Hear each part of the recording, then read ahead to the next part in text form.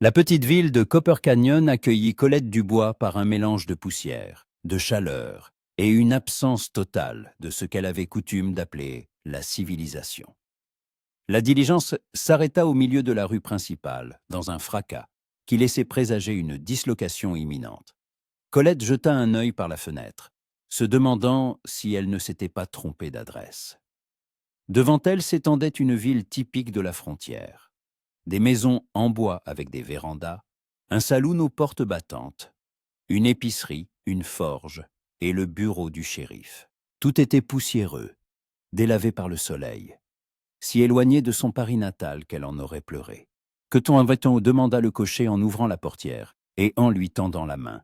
Colette prit sa paume et posa le pied sur la terre brûlante. La poussière s'agrippa aussitôt à l'ourlet de sa robe de voyage bleu marine, aux manchettes de dentelle, bien trop élégante pour cet endroit. Elle jeta un regard circulaire, ajustant son chapeau, et sentit les regards curieux des habitants. Quelques hommes, assis sur la véranda du saloon, la dévisageaient sans la moindre gêne. Une femme en tablier, qui balayait le perron de l'épicerie, s'immobilisa, son balai à la main. Même un cheval attaché à un poteau tourna la tête pour la regarder avec intérêt. « Côte 129 » demanda Colette au cocher. Puis, se rappelant qu'elle était en Amérique, elle répéta dans un anglais approximatif. « Where is ce restaurant ?» Côte Wenham. Le cocher se gratta la nuque, visiblement dérouté par son accent. « Hein ?» fit-il. Colette soupira. La journée s'annonçait longue. « Que te au 132 » répéta-t-elle lentement, en articulant chaque syllabe. « Que te l'entraîneur » Côté centre Manane s'illumina le cocher. Là-bas, vous voyez l'enseigne bleue? Elle l'a rebaptisée il n'y a pas longtemps, pour faire chic. Personne ne comprend vraiment cette histoire de papillon. Tout le monde continue de l'appeler Kia. Colette regarda dans la direction indiquée et vit un bâtiment quelconque d'un seul étage, avec une enseigne bleue délavée sur laquelle était maladroitement peint quelque chose qui ressemblait vaguement à un papillon. Son cœur se serra. C'était donc là le restaurant dans lequel elle avait investi toutes ses économies en achetant des parts. Cette bâtisse misérable était donc censée incarner son rêve d'avoir son propre établissement? Murmura-t-elle, avant de se diriger vers le restaurant, laissant le cocher décharger ses nombreuses malles et caisses. La porte du restaurant s'ouvrit dans un grincement et Colette entra. La salle était petite. Une dizaine de tables aux nappes à carreaux, un comptoir le long d'un mur et une porte menant à la cuisine. Une odeur de viande grillée, de café et de quelque chose d'autre que Colette ne parvint pas à identifier flottait dans l'air. Derrière le comptoir se tenait une femme rousse et corpulente d'une 50aine d'années, au visage bienveillant constellé de taches de rousseur. « Côte 137 » s'exclama-t-elle en voyant Colette. « C'est vous, la Française? Colette, comment déjà ?»« Colette Dubois » se présenta Colette en tendant la main. « Vous devez être Madame O'Malley? Appelle-moi Molly, ma chère. » La femme lui serra la main avec une poigne telle que Colette grimaça. « Oh, mais que tu es délicate! On dirait une statuette de porcelaine. Tu ne vas pas te briser, ici, dans notre ouest sauvage. » Colette se redressa, le menton haut. Elle avait 28 ans et avait passé les 10 dernières années dans les cuisines des meilleurs restaurants de Paris, travaillant 16 heures par jour. Elle n'était pas une fragile statuette, aussi petite et délicate qu'elle puisse paraître. « Je ne me brise pas, Madame Molly, » dit-elle avec dignité. « Je travaille beaucoup. Montrez-moi la cuisine, s'il vous plaît. Please. » Molly la conduisit à travers un étroit couloir jusqu'à la cuisine, et Colette retint à grand-peine un gémissement de désespoir. La pièce était minuscule, avec une cuisinière en fonte, une simple table en bois et quelques étagères garnies de vaisselle. Aucun ordre, aucune organisation. Les poêles traînaient en haut n'importe où, les couteaux étaient émoussés, et les épices, si l'on pouvait appeler cela des épices, étaient dans des bocaux sans étiquette. « Cote 145 » annonça Molly avec fierté. « Cote 146 »« Cote 147 » acquiesça Colette, balayant la cuisine d'un œil critique. « Je sais préparer de la vraie cuisine.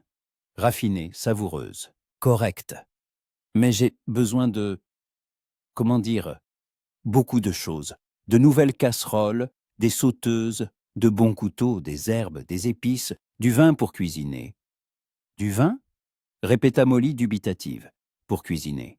Ma chère, ici le vin, on le boit, on ne le verse pas dans les casseroles. Colette ferma les yeux et compta jusqu'à 10. Elle savait que ce serait difficile. Elle savait que les Américains de l'Ouest ne comprenaient rien à la véritable gastronomie. Mais elle était venue avec une mission. Apporter la lumière de la cuisine française dans ce désert culinaire. Vous me faites confiance pour cuisiner? Demanda-t-elle en rouvrant les yeux. Je ferai ma cuisine, vous la vendrez. D'accord? Molly réfléchit un instant, puis hocha la tête. D'accord, essayons. Mais sache que les gens d'ici sont difficiles. Il leur faut de la viande saignante et d'une montagne de pommes de terre. Si tu commences à leur servir des cuisses de grenouille, ils vont se révolter. Colette eut un petit sourire. Des cuisses de grenouille. Bien sûr.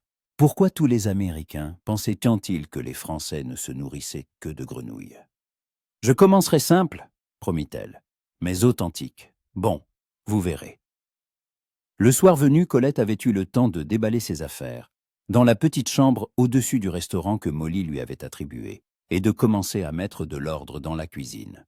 Elle nettoya toutes les surfaces, tria la vaisselle, rangea les ustensiles. Molly observait son manège avec stupéfaction. « Côte 156 » demanda-t-elle. « Côte 157 » expliqua Colette. « Côte 138, côte 109. » Molly tenta de répéter et éclata de rire. « Côte 160 » Colette haussa un sourcil. « Côte 61 » « Côte 119 » confirma Molly. « Côte 109 » sourit Colette. Molly haussa les épaules. « Côte 105 » Colette écoutait d'une oreille distraite tout en continuant à disposer ses couteaux, chacun dans son étui, chacun parfaitement aiguisé. Elle n'était pas venue ici pour nouer des relations. Elle était venue pour travailler, réaliser son rêve, créer des chefs-d'œuvre culinaires. Un shérif taciturne, au goût prévisible, ne l'intéressait absolument pas. Le lendemain matin fut torride. Colette se leva à l'aube et partit inspecter le marché local, si l'on pouvait appeler Cananot's Côte dit, les quelques misérables échoppes de la rue principale. Le boucher lui proposa du bœuf et du porc. La qualité était passable, mais la découpe, barbare. Le marchand de légumes vendait principalement des pommes de terre, des oignons et des carottes. Pas d'artichauts, pas de truffes, même pas de champignons décents. « Vous avez des herbes ?» demanda Colette au marchand, un homme décharné qui mâchait du tabac. « Du thym, du romarin, du basilic ?» L'homme la dévisagea comme si elle était folle. Répondit-il. Colette soupira. Soit. Elle travaillerait avec ce qu'elle avait. Un chef français devait savoir créer des merveilles, même avec les ingrédients les plus simples. Elle acheta un poulet, des légumes, un peu de crème à la laiterie et retourna au restaurant. Aujourd'hui, elle préparerait un coq au vin. Certes, le coq serait un poulet et le Bourgogne un vin rouge local de qualité douteuse, mais le principe restait le même. Colette travaillait avec concentration, avec plaisir. Elle fit dorer les morceaux de poulet, ajouta oignons et ail, versa le vin et déposa un bouquet garni avec les quelques herbes qu'elle avait pu trouver. L'arôme qui s'échappait de la cocotte était divin. Molly passa une tête dans la cuisine, renifla et écarquilla les yeux. « Seigneur, qu'est-ce que c'est que cette odeur ?» s'exclama-t-elle. « Que ton soutenance, que t'as un doigt » expliqua Colette avec fierté. Côte 313. Elle puisa une cuillerée de sauce et la tendit à Molly. Celle-ci goûta prudemment et son visage se transfigura. « Côte 1154, murmura-t-elle. Côte 175. Colette sourit. Enfin, quelqu'un appréciait son art culinaire. Vers midi, le restaurant commença à se remplir. Des ouvriers, des fermiers, des commerçants du coin arrivèrent. Molly s'affairait entre les tables, prenant les commandes. En cuisine, Colette travaillait à un rythme effréné. Le coq au vin, des pommes de terre sautées aux herbes, une salade vinaigrette. Elle entendait le brouhaha des voix monter dans la salle. Et cela lui donnait des forces. À midi pile, la porte s'ouvrit et un homme entra. Colette jeta un œil depuis la cuisine et se figea. Le shérif Warren Stone était grand, très grand, au moins 1,90 m, des épaules larges, une carrure robuste que l'on devinait même sous sa chemise sombre et son gilet. Une étoile en fer blanc brillait sur sa poitrine. Son visage était buriné, hâlé, aux traits anguleux et à la mâchoire volontaire. Ses yeux gris étaient froids, son regard capable de vous glacer sur place. Ses cheveux sombres, coupés courts, grisonnaient aux tempes. Il devait avoir entre 35 et 40 ans. Il se dirigea vers sa table habituelle près de la fenêtre, s'assit sans ôter son chapeau et fit un signe de tête à Molly, qui s'empressa de le rejoindre avec un sourire. « Coton santo, coton seta », confirma-t-il d'une voix grave qui, selon Colette, convenait mieux au grognement d'un ours qu'à la parole humaine. Molly revint en cuisine et regarda Colette. Un steak saignant et des frites pour le shérif, et vite, il déteste attendre. Colette fronça les sourcils. « Je n'ai pas de steak, dit-elle. J'ai du coq au vin, dites-lui, il va adorer. » Molly pâlit. « Ma chère, tu ne comprends pas. Warren mange toujours un steak, toujours. Si tu lui proposes autre chose, alors il essaiera quelque chose de nouveau, » la coupa Colette. « Et il aimera ça. Allez, dites-le lui. » Molly secoua la tête, mais retourna dans la salle. Colette entendit une conversation étouffée, puis la voix du shérif de plus en plus forte et sèche. « Que soit comme tout qui m'assassinne. Comment ça, pas de steak? C'est un restaurant, oui ou non? » « Warren, nous avons une nouvelle chef. Elle est française. Elle cuisine différemment. Peu m'importe d'où elle vient. Je veux ma commande habituelle. Immédiatement. » Colette s'essuya les mains sur son tablier et sortit de la cuisine. Tous les clients se turent, les yeux rivés sur elle.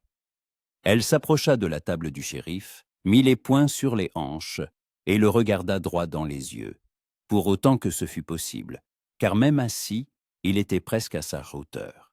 « Monsieur le shérif, » commença-t-elle dans son anglais hésitant. « Aujourd'hui, nous n'avons pas de steak. Nous avons du coq au vin. C'est du poulet au vin, très délicieux, très bon. Vous goûterez, vous aimerez. » Warren la fixa comme si elle était une apparition. Ses yeux se plissèrent. « Du poulet au vin ?» répéta-t-il lentement. « Vous voulez que je mange du poulet mariné dans l'alcool? »« Pas mariné, » s'indigna Colette. Quote 192. Quote 183. Trancha Warren. Quote 154. Colette sentit l'indignation monter en elle.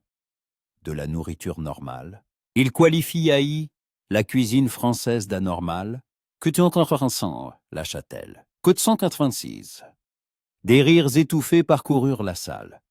Warren rougit, non de gêne, mais de colère.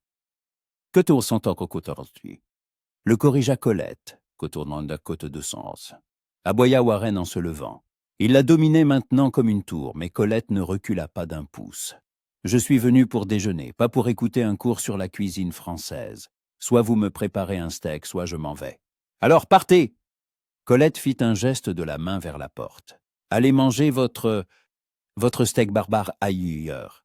Mon restaurant n'est pas destiné aux gens qui ont les mêmes goûts qu'une vache. » Un silence de mort s'abattit sur la salle. Warren regardait Colette de haut, et une fureur si froide dansait dans ses yeux qu'elle fit involontairement un pas en arrière. Mais elle se ressaisit aussitôt et releva le menton. « Votre restaurant ?» demanda-t-il d'une voix dangereusement basse. Côte 205. Côte 206. Répliqua Colette, côte 207. Warren serra les poings, et un instant Colette crut qu'il allait exploser. Mais il se contenta de tourner les talons, de se diriger vers la porte, et de l'ouvrir avec une telle force que les gonds grincèrent, plaintivement. « Kotoseki » lança-t-il par-dessus son épaule, avant de sortir en claquant bruyamment la porte. Un silence de plomb régnait dans la salle. Tout le monde regardait Colette, avec une stupeur telle qu'on aurait dit qu'elle venait de danser le cancan sur une table. Molly semblait sur le point de s'évanouir. « Seigneur Jésus, murmura-t-elle, ma chère, tu te rends compte de ce que tu viens de faire? Tu as traité le shérif de barbare. » Colette haussa les épaules, s'efforçant de paraître plus sûre d'elle qu'elle ne l'était. « S'il n'apprécie pas la bonne cuisine, c'est qu'il est un barbare, déclara-t-elle avant de retourner en cuisine, ignorant les regards perplexes. Mais une fois la porte refermée derrière elle, elle s'adossa au mur et expira. Ses mains tremblaient. Qu'avait-elle fait? Dès le premier jour, elle s'était déjà disputée avec le shérif de la ville, avec un homme qui semblait capable de maîtriser un ours à main nue. Pourtant, à bien y penser, il y avait quelque chose d'excitant dans cette altercation. La façon dont il la regardait, le feu dans ses yeux, la tension entre eux. Colette secoua la tête pour chasser ses pensées stupides. Non, elle n'était pas ici pour des romances. Elle était ici pour cuisiner. Et si ce shérif Mossad était incapable d'apprécier son art, tant pis pour lui. Le reste de la journée se déroula avec une tranquillité surprenante. Les clients goûtèrent le coq au vin les uns après les autres, et leurs visages s'illuminèrent. Le fermier Thomas s'en redemanda. Josiah, le propriétaire de l'épicerie, déclara que c'était la meilleure chose qu'il ait jamais mangée. Même le sinistre M. Crowley, le croque-mort local, sourit et fit un compliment. Quand le restaurant ferma, Molly s'assit à la table de la cuisine avec Colette. Elle buvait du thé, Colette avec du lait et du sucre, à l'anglaise, et Molly avec du citron. « Tu sais, » commença Molly pensive, « tu t'es peut-être disputé avec Warren, mais tous les autres sont ravis. J'ai fait le double de ma recette habituelle aujourd'hui. Et les gens demandent déjà ce qu'il y aura au menu demain. » Colette esquissa un sourire fatigué mais satisfait. « Demain, il y aura de la ratatouille, » dit-elle. « Un ragoût de légumes. Et peut-être du poisson en sauce blanche si je trouve du poisson frais. »« Tu ne trouveras pas de poisson à Copper Canyon ?» secoua la tête Molly. « La rivière la plus proche est à 20 miles, mais les légumes, c'est une bonne idée. Seulement, ma chère, à propos de Warren, tu devrais peut-être t'excuser. C'est un homme influent en ville. Il ne vaut mieux pas être mis en mauvais termes avec lui. » Colette pinça les lèvres. « Je m'excuserai s'il s'excuse, » déclara-t-elle obstinément. « C'est lui qui a qualifié ma cuisine d'anormale en premier. » Molly soupira, mais un sourire se dessina sur ses lèvres. « Têtue comme une mule, » dit-elle. « Mais ça me plaît. Ça faisait longtemps qu'on n'avait pas eu un tel spectacle à Copper Canyon. » Colette se coucha tard, mais le sommeil ne venait pas. La scène avec le shérif tournait en boucle dans sa tête. Ses yeux gris et froids, sa voix sèche, la façon dont il la dominait de sa hauteur sans qu'elle ne recule. Elle n'avait pas l'habitude de reculer. Toute sa vie, elle avait dû se battre pour le droit de faire ce qu'elle faisait. Une femme chef dans un grand restaurant? Ridicule. Mais elle s'était imposée, avait appris, était devenue l'une des meilleures. Et ce n'était pas un shérif américain Mossad au goût dit primitif qui allait la faire renoncer à ses principes. Qu'il s'habitue à la vraie cuisine, ou qu'il aille manger ses steaks ailleurs. Quant au fait que son cœur battait un peu plus vite en pensant à lui, ce n'était que l'adrénaline, rien de plus. Pendant les 3 jours qui suivirent, Warren Stone ne se montra pas au restaurant. Colette se disait que cela lui était égal. Mieux encore, elle était ravie que cet ours mal léché au goût déplorable ne vienne plus gâcher l'ambiance par sa présence. Le restaurant prospérait. Chaque jour, de plus en plus de clients venaient goûter. Quote 22. Colette cuisinait du matin au soir, et ses mains sentaient l'ail, les herbes et les épices. Elle était heureuse, presque heureuse. Le problème, c'est que toute la ville ne parlait que du shérif Stone et de son refus de manger au restaurant. Chaque client se faisait un devoir de le mentionner. Côte de 23, rapporta le fermier Thomas en dévorant sa ratatouille. Côte de 24 ans. Côte d'offension soupira Madame Parker, l'institutrice. Mais ne vous en faites pas, chère mademoiselle. Votre cuisine est divine. Il m'a co-acheté des saucisses hier. Confia le boucher, Henry. Il a dit qu'il les ferait griller lui-même. Un triste spectacle pour être honnête. Un homme de son âge devrait avoir une femme pour s'occuper de lui. Colette écoutait tout cela les dents serrées. Et chaque fois que le nom du shérif était prononcé, quelque chose se nouait en elle. De la colère, se disait-elle. Une juste indignation. Comment osait-il qualifier sa cuisine de effioriture, comme si la bonne nourriture était quelque chose de mal, de superflu. Le 4e jour, alors que Colette pétrissait la pâte d'une tarte à l'oignon, elle avait réussi à dénicher un fromage décent chez un fermier local. Un jeune homme aux bras bandés fit irruption dans le restaurant.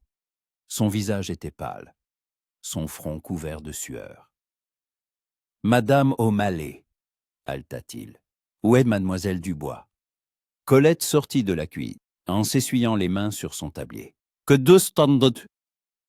Le garçon, il s'appelait Billy et travaillait à l'écurie, la regarda avec soulagement. « Coton Traxi !» Colette cligna des yeux. Le shérif l'avait envoyé chercher, le même shérif qui évitait ostensiblement son restaurant. « Je ne suis pas médecin », commença-t-elle. « Je suis cuisinière. »« Mais vous connaissez les herbes, les décoctions ?» l'interrompit Billy désespéré. Cote 237. Colette ôta son tablier et attrapa son châle. « Quote 238 » cria-t-elle. Côte 239. Elle suivit Billy à travers la ville, jusqu'à une petite maison en périphérie. Le cheval du shérif était attaché devant le perron. De l'intérieur provenaient des gémissements et des voix d'hommes. Colette entra et évalua immédiatement la situation. Sur le lit gisait une jeune femme d'environ 25 ans, le visage tordu par la douleur. À côté d'elle, son mari, un gaillard robuste et aux yeux effrayés, faisait les 100 pas. Près de la fenêtre se tenait le shérif Stone. Et pour la première fois, Colette vit sur son visage non pas de la froideur, mais de l'inquiétude. « Côte de carence » demanda Colette, avant de se reprendre et de passer à l'anglais. « You called for me ?» Warren se retourna, et leurs regards se croisèrent. Un éclair de soulagement traversa ses yeux, mais il se ressaisit vite. « Le travail a commencé il y a 6 heures et rien ne bouge, » dit-il sans préambule. « Le docteur est parti. La sage-femme, Madame Graham, s'est cassé la jambe la semaine dernière. Vous êtes la seule femme en ville qui pourrait savoir quelque chose d'utile. » Colette s'approcha du lit et prit la main de la femme. « Côte de 44, côte de 40. » murmura-t-elle entre ses dents serrées. « Côte de 6. » Colette se tourna vers les hommes. « Côte de 7. » Sam Collins secoua la tête. « Côte de 8. » Côte de 5. Répéta Colette fermement. « Côte de 5. » Warren hocha la tête et sortit, entraînant Sam et Billy avec lui. Colette resta seule avec Sarah. Elle avait déjà assisté à 2 accouchements dans sa vie, à Paris, quand des voisines avaient besoin d'aide et que la sage-femme tardait. Elle n'était pas une experte, mais elle connaissait les bases. Le dur qui suivit fut éprouvante. Colette massait le ventre de Sarah, l'aidait à respirer, lui murmurait des mots apaisants, moitié en anglais, moitié en français. Warren apportait l'eau et les serviettes, puis se tenait derrière la porte, prêt à intervenir en cas de besoin. Finalement, alors que le soleil commençait à décliner, un petit cri retentit. Le bébé, une petite fille rougeaude avec une tignasse de cheveux noirs, était né. Colette coupa le cordon, nettoya le nourrisson, l'enveloppa dans une serviette propre et le tendit à sa mère. Murmura-t-elle, les larmes coulant sur ses joues. Côte 52, Sarah pleurait de bonheur en serrant sa fille contre elle. Colette sortit de la chambre, les jambes flageolantes. Dans la cour, elle croisa Sam qui se précipita à l'intérieur pour rejoindre sa femme. Warren se tenait près du perron, appuyé sur la rampe. En voyant Colette, quelque chose changea sur son visage. « Tout va bien ?» demanda-t-il d'une voix rauque. « Côte 254 » la confirma Colette. « Côte 255 » Warren expira, et elle comprit qu'il avait retenu son souffle tout ce temps. Ils restèrent là en silence jusqu'à ce que le cri de joie de Sam leur parvienne de la maison. Warren eut un petit sourire, le premier que Colette voyait sur son visage. « Côte 256, dit-il. « Côte 257, le corrigea-t-elle. Côte 258. Il hocha la tête. Côte 209. Il hésita, cherchant ses mots. Côte 260. Colette sentit le rouge lui monter aux joues. Un compliment de cet homme austère valait plus que tous les éloges des autres clients réunis. Côte 261, murmura-t-elle. Côte 262.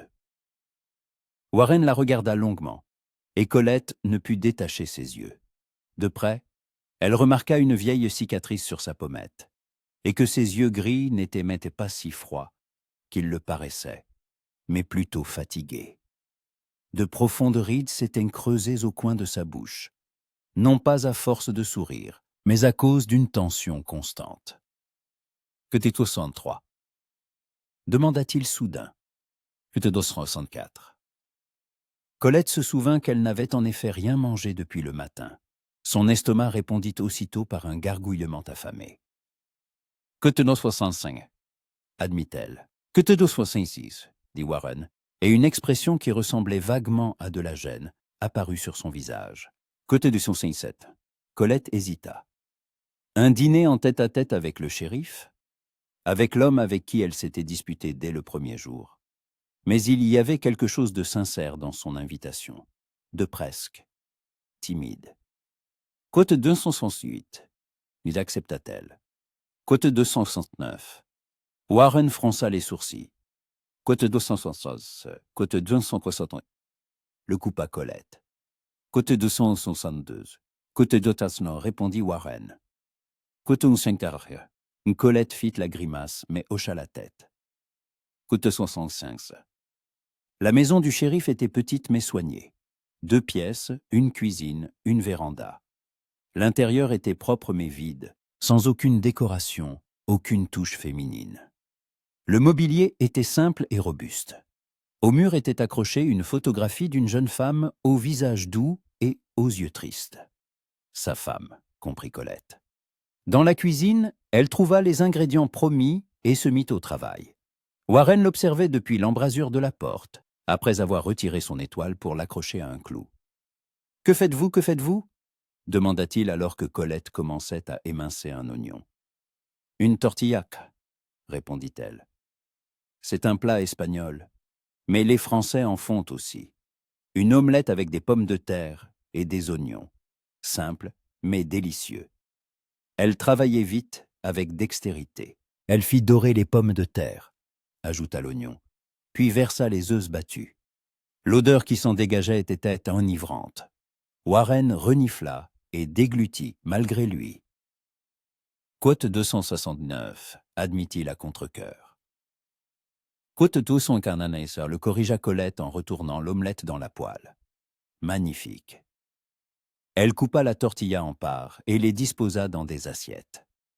Ils s'assirent à la petite table en bois, où probablement Warren et sa femme avaient autrefois dîné. Colette prit sa fourchette et commença à manger, observant le shérif du coin de l'œil.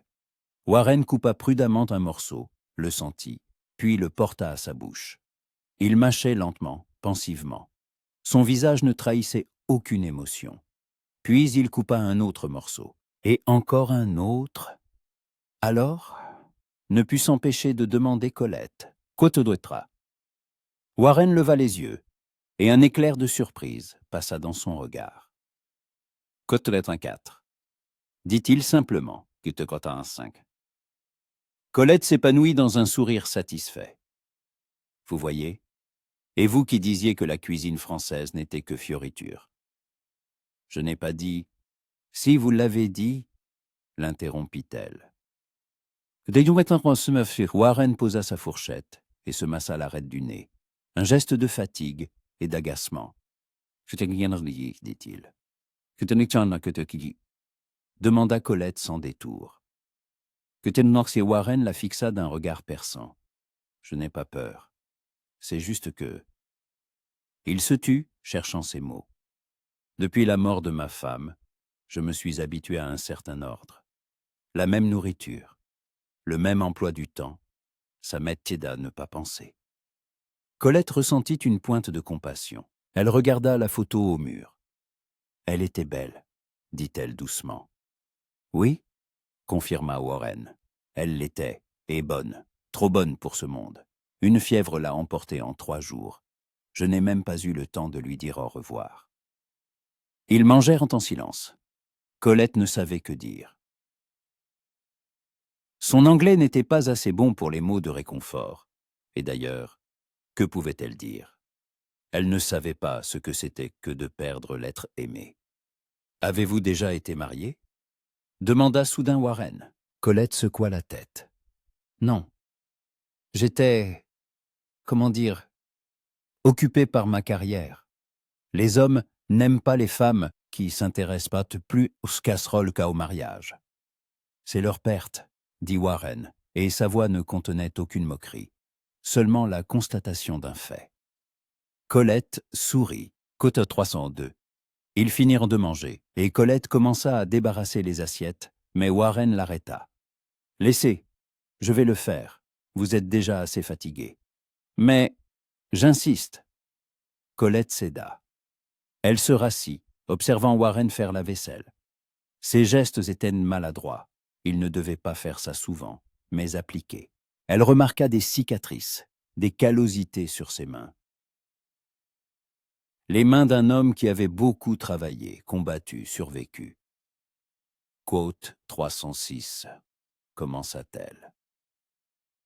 Quote 303, c'était, il ne se retourna pas, continuant de frotter une assiette.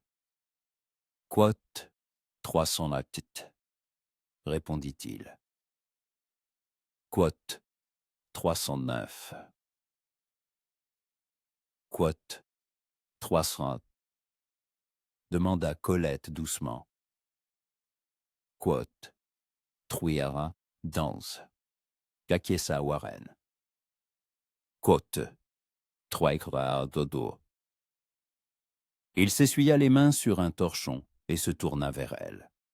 À la lueur de la lampe à pétrole, son visage paraissait plus doux, plus jeune. « Et vous, pourquoi êtes-vous devenue cuisinière ?» demanda-t-il. Colette réfléchit. Comment expliquer en anglais tout ce qu'elle ressentait? Quote 314, commença-t-elle lentement. Quote était 315. Warren hocha lentement la tête. Quote 316, dit-il. Quote 307. Ils se regardèrent, et Colette réalisa soudain qu'elle était seule avec un homme chez lui, tard le soir. Qu'elle portait un tablier taché de sang après l'accouchement, que ses cheveux étaient en désordre et son visage probablement couvert de suie et de sueur, et que Warren la regardait non pas avec dégoût ou condescendance, mais avec quelque chose qui ressemblait à du respect. « Il faut que j'y aille, » dit-elle en se levant. « Molly va s'inquiéter. »« Je vous raccompagne, » répondit aussitôt Warren. « Il fait nuit.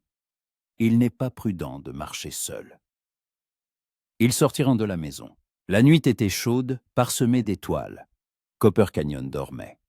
Seules des voix étouffées et le son d'un piano s'échappaient du saloon. Warren marchait à côté de Colette, et elle se sentit étrangement protégée près de sa haute silhouette. « Côte 322, » dit-elle en arrivant devant le restaurant. « Côte 323 basse. » Warren hésita. Colette voyait la lutte en lui, l'obstination contre la curiosité. « J'y réfléchirai, » dit-il enfin. « Ce n'est pas un si quote 39, » se réjouit Colette. « Ce n'est pas un qui quote 40 geeks, » rétorqua Warren, mais un sourire à peine perceptible se dessina au coin de ses lèvres. Colette lui sourit en retour. « Bonne nuit, monsieur le shérif. »« Bonne nuit » tenta de répéter Warren, écorchant la prononciation au point que Colette retint un fou rire. « Presque, » dit-elle diplomatiquement. « Vraiment presque. » Elle entra dans le restaurant tandis que Warren restait dehors. Colette monta dans sa chambre et s'approcha de la fenêtre. Le shérif était toujours là, regardant le bâtiment. Puis il tourna les talons et s'éloigna lentement, les mains dans les poches. Colette se coucha et ferma les yeux. Les pensées tourbillonnaient dans sa tête. L'accouchement, le bébé, la poignée de main ferme de Warren lorsqu'il l'avait remercié, la façon dont il faisait la vaisselle, maladroitement, mais avec application. La cicatrice sur sa joue et la fatigue dans ses yeux. Il n'était pas celui qu'elle avait cru le premier jour.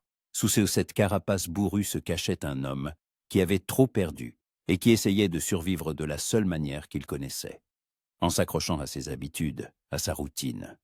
Mais Colette Dubois n'était pas une habitude, et elle n'avait pas l'intention de devenir une routine. Si ce shérif têtu voulait continuer à manger ses steaks insipides, grand bien lui fasse.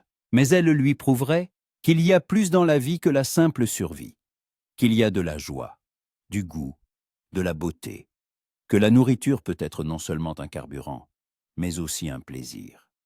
Et s'il fallait pour cela combattre son entêtement, mâcher chaque mot anglais et supporter ses tentatives de parler français, eh bien, elle s'en sortirait. Après tout, elle avait déjà conquis les palais les plus exigeants de Paris.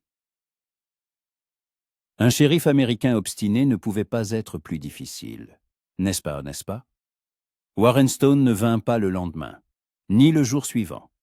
Colette se disait que cela lui était égal, qu'elle était trop occupée pour remarquer son absence. Le restaurant était bondé du matin au soir. La rumeur de la magicienne française, qui avait fait accoucher Sarah Collins, s'était répandue dans tout Copper Canyon et ses environs. Les gens venaient non seulement pour manger, mais aussi pour dévisager cette étrangère exotique. Colette cuisinait jusqu'à l'épuisement. La ratatouille qu'elle avait promise connut un succès retentissant. Les fermiers, habitués à de simples haricots bouillis, restaient bouche bée en goûtant les aubergines, courgettes et tomates mijotées aux herbes. Madame Parker lui demanda la recette pour la faire chez elle. Même le sinistre Monsieur Crowley, le croque-mort, sourit et commanda une deuxième portion. Mais le shérif ne venait toujours pas. Arrête de regarder la porte, lui dit Molly le troisième jour, la surprenant une fois de plus à fixer l'entrée. Côte 333. Côte 304. Mentit Colette en retournant en cuisine. Côte 335. Molly renifla mais ne dit rien. Le quatrième jour, à midi pile, la porte s'ouvrit et Warren Stone apparut sur le seuil. Colette, qui apportait justement une assiette de quiche Lorraine à Madame Parker, se figea à mi-chemin. Le shérif ôta son chapeau, balaya la salle du regard, et leurs yeux se croisèrent. Aucune émotion ne se lisait sur son visage, mais Colette remarqua un muscle tressaillir sur sa joue. Il se dirigea vers sa table habituelle, près de la fenêtre, et s'assit. Tout le restaurant se tut. Les conversations cessèrent. Tout le monde se tourna pour assister à la scène. Molly lança à Colette un regard éloquent qui signifiait 336. Colette posa l'assiette devant Madame Parker, s'essuya les mains sur son tablier et s'approcha de la table du shérif. Son cœur battait plus vite qu'il n'aurait dû. « Monsieur le shérif », dit-elle, en s'efforçant de garder un ton neutre. Code 338. Warren leva les yeux sur elle, et une pointe d'agacement brilla dans son regard gris. « Je n'ai plus de saucisses, » dit-il sèchement. « Et le boucher, Henry, a dit qu'il ne m'en vendrait plus tant que je n'aurais pas goûté votre cuisine. Il a dit que c'était un crime de vivre dans la même ville que la meilleure cuisinière à 100 miles à la ronde sans en profiter. » Colette croisa les bras sur sa poitrine, essayant de dissimuler un sourire. « Donc, vous n'êtes pas venu parce que vous le vouliez, mais parce qu'on vous y a forcé ?»« Exactement, » confirma Warren, la regardant droit dans les yeux. « Alors, servez-moi votre fameuse ratatouille. Voyons si elle vaut tout ce tapage. » Colette tourna les talons et retourna en cuisine. Ses mains tremblaient. De colère ou d'autre chose, elle n'en était pas sûre. Forcée. On l'avait forcée à venir, comme s'il lui faisait une faveur. Elle servit rageusement une portion de ratatouille, la déposa dans une assiette, ajouta un morceau de pain fraîchement cuit et retourna dans la salle. Elle posa l'assiette devant Warren avec une telle force qu'elle cliqueta. « Voilà, » dit-elle, « mangez. Et ne dites pas que ce n'est pas bon parce que ce n'est pas vrai, c'est magnifique. » Warren prit sa fourchette et examina le contenu de l'assiette d'un air sceptique. Les légumes, mijotés dans leur jus avec des herbes, exhalaient un arôme divin. Il piqua un morceau d'aubergine, le renifla comme s'il y suspectait du poison, et le porta à sa bouche. Colette se tenait à côté, les poings serrés. Tout le restaurant observait dans un silence tendu. Warren mâchait lentement. Son visage restait impassible. Il déglutit. Il piqua un autre morceau, une courgette cette fois. Il goûta, puis une tomate, puis de l'aubergine, avec du pain. Côté 300 et ne put s'empêcher de demander Colette. « Qu'en dites-vous, vous ?» Warren leva les yeux et elle y vit quelque chose de nouveau, de la surprise, presque, de l'admiration. Côté 300. Il se tut, cherchant ses mots.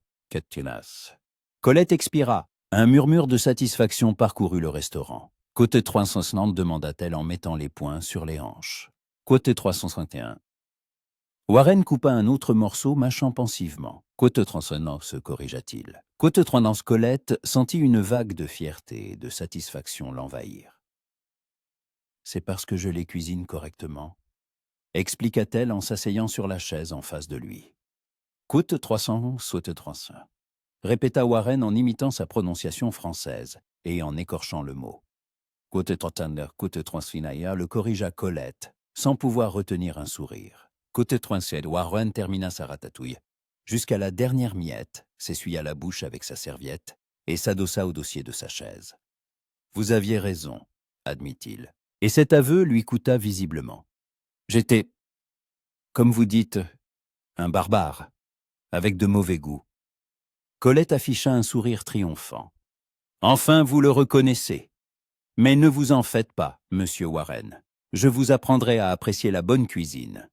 Je vous nourrirai tous les jours, et vous verrez combien de saveurs différentes existent dans le monde. »« Tous les jours ?» répéta Warren, et quelque chose dans sa voix fit battre le cœur de Colette plus vite.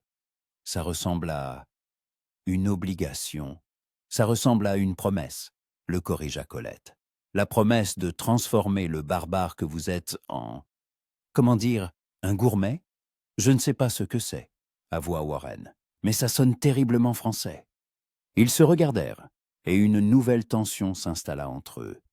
Non pas hostile comme le premier jour, mais quelque chose de différent, quelque chose qui donnait à Colette des bouffées de chaleur et la mettait mal à l'aise en même temps. Molly s'approcha de la table, brisant l'instant. « Eh bien, shérif, je suis contente que vous ayez enfin retrouvé la raison, » dit-elle avec un sourire en coin. « Un café comme d'habitude ?»« Oui, s'il vous plaît. » Acquiesça Warren, détachant son regard de Colette. À partir de ce jour, Warren devint un client régulier du restaurant. Chaque jour, à midi pile, il apparaissait, s'asseyait à sa table et commandait ce que Colette avait préparé. Elle expérimentait, essayait de nouveaux plats, et chaque fois, sa réaction était une récompense. Parfois, il fronçait les sourcils en goûtant quelque chose d'inhabituel, mais il finissait toujours son assiette. Parfois, il en redemandait. Un étrange rituel s'installa entre eux. Colette lui apportait son plat et s'asseyait à côté de lui, sous prétexte de lui expliquer la composition du plat, les ingrédients utilisés. En réalité, elle aimait simplement le regarder manger, voir son visage austère s'adoucir à la découverte des saveurs. Warren, de son côté, commença à poser des questions, sur Paris, sur sa vie là-bas, sur la façon dont elle avait appris à cuisiner. Colette racontait, et son anglais s'améliorait de jour en jour, même si elle confondait encore les mots et écorchait la prononciation. « Votre anglais s'améliore, » remarqua Warren un jour. « Et votre français reste épouvantable, » rétorqua Colette. « Vous dites « cotin » comme si vous aviez un caillou dans la bouche. »« Bon appétit » tenta de répéter Warren, et Colette éclata de rire. « Mon Dieu, non, écoutez. Bon appétit, avec un 5 côtes 5 de doux à la fin. Essayez encore. »« Bon appétit? Mieux ?» acquiesça Colette. « Mais on dirait toujours une vache qui meugle. » Warren fronça les sourcils, mais un sourire se dessina au coin de ses lèvres. « Je n'ai pas le don des langues, » admit-il. « Mais vous avez le don de manger. » Le consola Colette.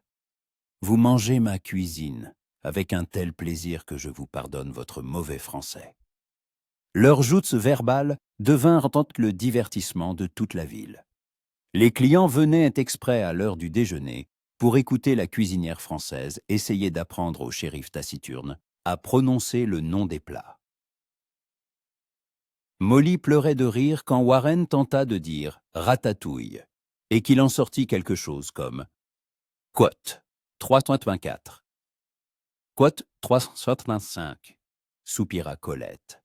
« quote 326 »« quote 327 »« quote 328 »« quote 331 » répéta Warren docilement. « Quote 390 » se réjouit Colette. « Quote 391 » et Warren la dévisagea comme si elle était fouettée de voile. « Quote 32 » quote 33. Warren soupira, mais il essaya. Ce qui sortit de sa bouche était si loin du français que Colette ne savait pas s'il fallait en pleurer ou en rire. Elle choisit la seconde option, riant aux larmes. « Vous êtes sans espoir » haleta-t-elle entre deux rires. « Le pire d'élève que j'aie jamais eu. » Warren la regardait avec une expression étrange, quelque chose de doux, de chaleureux. « Mais vous continuez d'essayer de m'apprendre, » dit-il doucement. Colette cessa de rire, captant son regard. Cette tension, cette étrange attraction, qui grandissait de jour en jour, était de nouveau palpable entre eux, parce que, commença-t-elle avant de se taire, ne sachant comment finir, parce que j'aime passer du temps avec vous, parce que votre sourire, rare et maladroit, vaut tous les efforts, parce que quand vous me regardez, je ne me sens plus seulement cuisinière, mais femme. Côte 328, conclut-elle finalement. Côte 32. Le vendredi soir, après la fermeture du restaurant, Colette rangeait la cuisine. Molly était déjà rentrée, elle était seule. Soudain, on frappa à la porte. Colette, surprise. Qui pouvait bien venir à cette heure? Alla ouvrir. Sur le seuil se tenait Warren, sans son étoile, en simple chemise, son chapeau à la main. Il avait l'air nerveux, hésitant. Colette ne l'avait jamais vu ainsi. Côte 400. Côte 401, secoua-t-il la tête. Côte 402. Il se tut, puis ajouta précipitamment Côte 403. Il s'en mêla dans ses mots, et Colette comprit soudain qu'il essayait de l'inviter, mais qu'il avait peur qu'elle se méprenne. « Vous m'invitez au pique-nique » précisa-t-elle. « Oui, comme une amie, ou une connaissance, ou...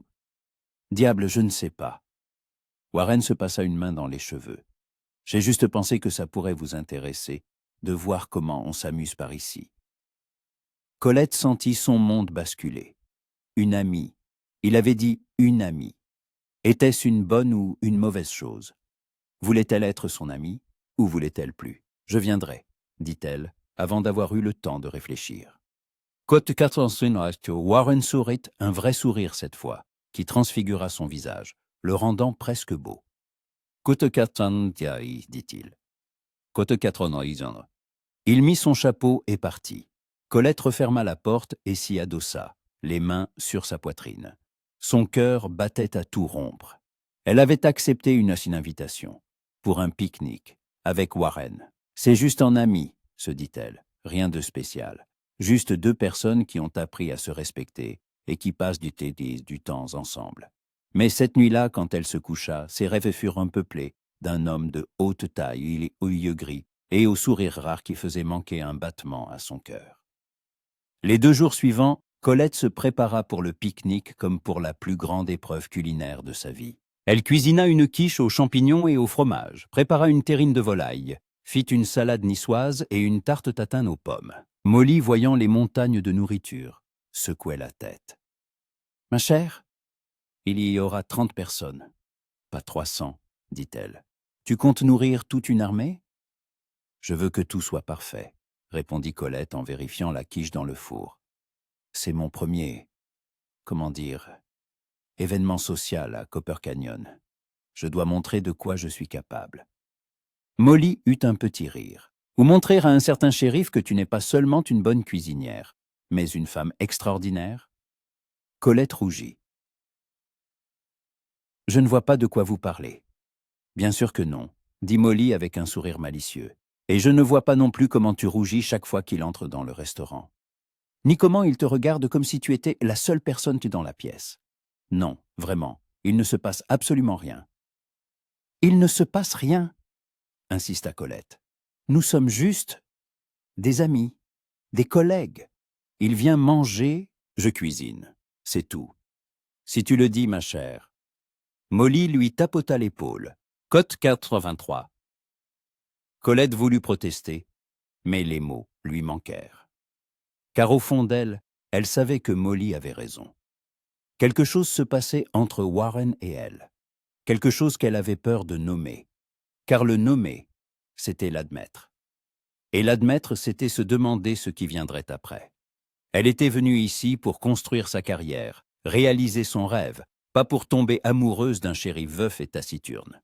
Mais le cœur, apparemment, n'écoute pas les arguments de la raison. Le dimanche matin, Colette enfila sa plus belle robe, bleu clair, avec un col en dentelle blanche et un large chapeau orné d'un ruban. Molly l'aida à arranger ses cheveux en un chignon souple. Quand Colette se regarda dans le miroir, elle se reconnut à peine. Ce n'était plus la cuisinière au tablier taché, mais une vraie dame. « Tu es magnifique », dit Molly avec approbation.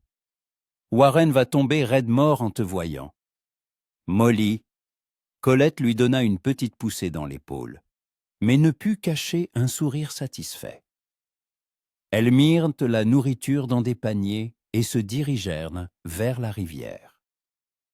Toute la ville était déjà là. Des couvertures étaient étendues. Les enfants couraient en jouant à chat. Les hommes allumaient des feux. Les femmes disposaient la nourriture. Quelqu'un avait apporté un violon, un autre une guitare. Colette chercha Warren du regard et le trouva au bord de la clairière. Il parlait à quelques hommes, mais quand il la vit, il se tut au milieu d'une phrase. Leurs regards se croisèrent à travers la foule, et Colette le vit déglutir et s'avancer lentement vers elle. « Colette, » dit-il en s'approchant, « côte quatre fantia. » Il s'arrêta, ne trouvant manifestement pas ces mots. « Différente » suggéra-t-elle avec un sourire. « Magnifique » acheva Warren, et la sincérité dans sa voix coupa le souffle à Colette. « Vous êtes magnifique. » Molly, qui se tenait à côté, toussa bruyamment. « Bon, je vais disposer la nourriture, » annonça-t-elle. « Vous deux, parlez, ou faites ce que vous avez à faire. » Elle s'éloigna, les laissant seuls. Colette et Warren restèrent un moment en silence, ne sachant que dire. « Code 404, finit par dire Colette. Code 405, Code 400, répondit Warren. Code 437, Code 438, Code 439. Elle sourit, Code 440. Et quand il lui sourit en retour, Colette comprit qu'elle était amoureuse, désespérément, éperdument amoureuse de cet homme austère, au sourire rare et aux tentatives de parler français. Et cette pensée l'effrayait plus que tout au monde. Le pique-nique au bord de la rivière ne ressemblait en rien à ce que Colette avait imaginé. À Paris, le mot Concote 415 évoquait un événement élégant avec des nappes amidonnées, de la vaisselle en porcelaine et des amuse-gueules raffinées. Ici, les gens s'asseyaient à même le sol, sur des couvertures et des pots, mangeaient avec les doigts du poulet frit et des épis de maïs et buvaient de la bière à la bouteille. Les enfants couraient en criant, les femmes riaient bruyamment, les hommes se défiaient au lancer de fer à cheval. Et c'était merveilleux, vivant, authentique, sans faux semblant. Quand Colette disposa ses plats sur la table commune, de longues planches posées sur des tréteaux, une foule de curieux se rassembla. Ils examinaient ses créations avec la même stupéfaction qu'elle aurait eue devant un vaisseau martien. « Qu'est-ce que c'est » demanda Madame Johnson en pointant la terrine du doigt. « Une terrine de volaille » expliqua Colette. « De la viande cuite à vaque au four avec des épices et des herbes. Dans un moule. C'est délicieux avec du pain. » « Et pourquoi est-ce que ça a cette forme bizarre » demanda le fermier Thomas avec méfiance. « Le poulet, Ça doit être rôti avec une peau croustillante. C'est une autre façon de cuisiner, expliqua patiemment Colette. En France, nous aimons la diversité. Goûtez, vous aimerez. Le premier à oser fut, bien sûr, Warren. Il coupa une tranche de terrine, la posa sur du pain et mordit dedans. Il mâcha pensivement, sans quitter Colette des yeux. Puis il hocha lentement la tête. « C'est bon », fut son verdict. Très bon. C'était suffisant. Si le shérif approuvait, alors on pouvait y aller. Les gens se servirent de ces plats. La quiche disparut la première. La garniture crémeuse aux champignons et au fromage conquit même les plus conservateurs. La salade niçoise suscite des débats. Côte 405 s'étonna M. Crowley. Pourquoi? Parce que le thon se marie parfaitement avec les tomates, les œufs et les olives, expliqua Colette. C'est un classique de la cuisine méditerranéenne. Le véritable triomphe fut la tarte tatin, quand Colette la coupa, révélant les pommes caramélisées sous une pâte croustillante, un soupir d'admiration collectif s'éleva.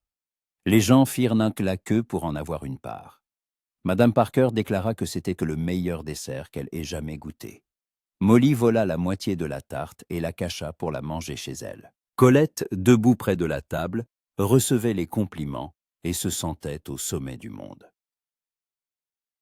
Sa cuisine, son art, sa culture. Tout était accepté, apprécié, aimé. Elle croisa le regard de Warren et lui sourit. Il lui sourit en retour. Non pas de ce demi-sourire maladroit auquel elle était habituée, mais largement, ouvertement. Après le repas, la musique commença. Un violoniste et un guitariste entamèrent une mélodie joyeuse, et les couples se dirigèrent vers la piste de danse improvisée. Une simple parcelle de terre battue près de la rivière. Colette les regardait danser. Des danses simples et énergiques, bien différentes des valses élégantes des bals parisiens. « Mademoiselle Dubois » fit une voix à côté d'elle. Colette se retourna et vit un jeune homme d'environ 25 ans, en chemise propre et aux cheveux peignés en arrière. « M'accorderiez-vous cette danse ? Je ne connais pas vos danses, » avoua Colette. « Ce n'est pas compliqué, » l'assura le jeune homme. Cut 439. Colette jeta un œil vers Warren qui se tenait à l'écart, discutant avec le boucher Henry. Il regarda dans leur direction, et quelque chose brilla dans ses yeux. De l'agacement, de la jalousie. Cut 439 accepta Colette en tendant la main à Daniel. Cut 460 et 1. Daniel rit et l'entraîna sur la piste. La danse était, en effet, simple, avec beaucoup de tours, de claquements de mains et de changements de partenaires. Colette riait en s'emmêlant dans les pas, mais Daniel la guidait patiemment. Quand la musique devint plus lente, Daniel la serra de plus près. « Quote 4 ton sort, dit-il. « Quote 4-3, non, rétorqua Colette. « Quote 4-5-3. » Daniel rit. « Quote 405. » Colette cligna des yeux, surprise par une telle franchise. « Quote 4-6. » Quote 4-7. Se réjouit Daniel. Quote 467. Ou avant que Colette ait pu répondre, Warren surgit à côté d'eux. Son visage était impénétrable, mais sa mâchoire était si serrée que ses muscles saillants tressaillaient. « Cartwright, » dit-il d'une voix neutre. « Quote 400 honnête, quote 700. » Daniel se retourna.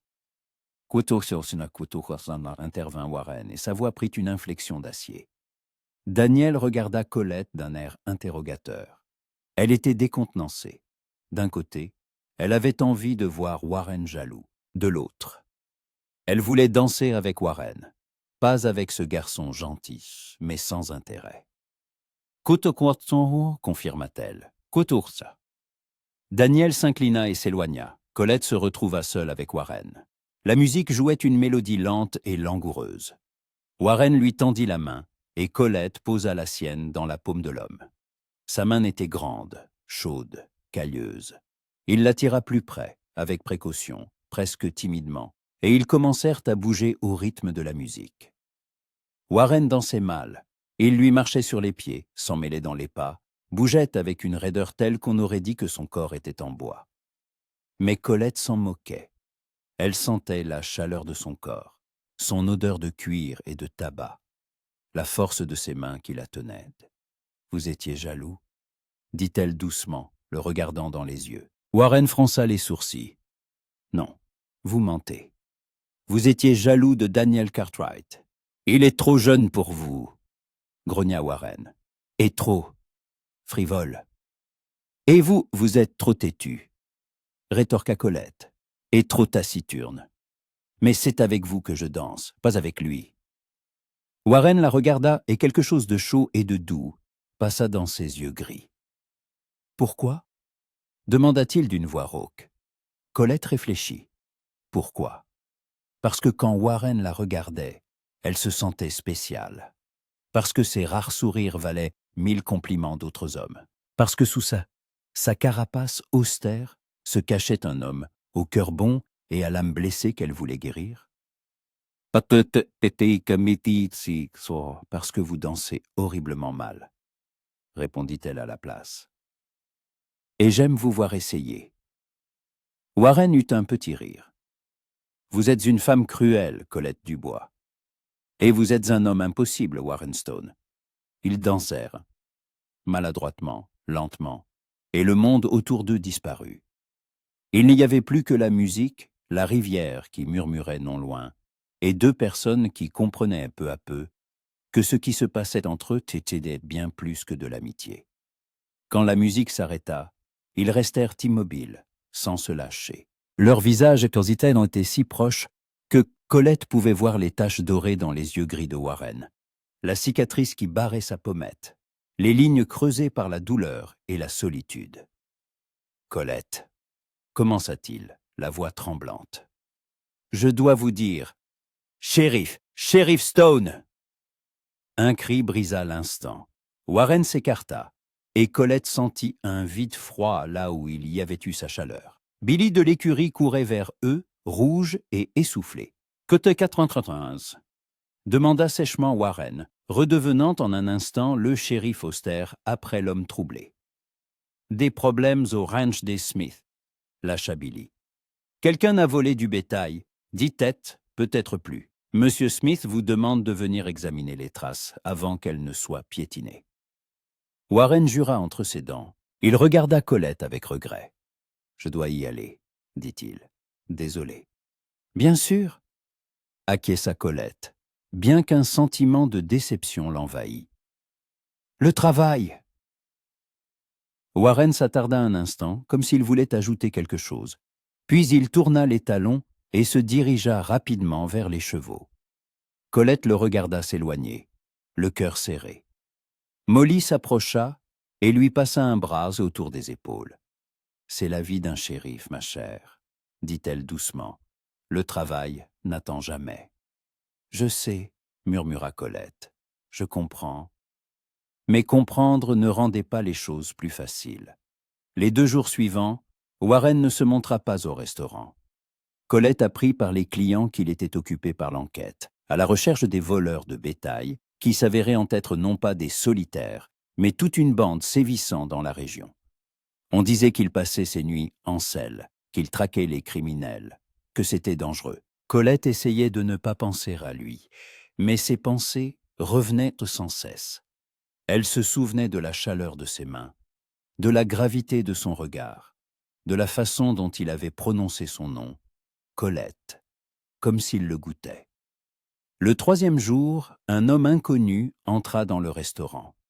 Grand, large d'épaules, avec une épaisse barbe rousse et des yeux bleus et froids. Un revolver était passé à sa ceinture, et une étoile d'adjointe au shérif brillait sur sa poitrine. Il balaya la pièce du regard, vit Colette et se dirigea droit vers elle. « Que de son instance de ?» demanda-t-il d'une voix grave avec un accent du Sud. « Oui » répondit Colette avec prudence. « Et vous ?»« Jake Thornton, adjoint du shérif. Warren m'a demandé de vous dire qu'il serait retardé. La bande est partie dans les montagnes.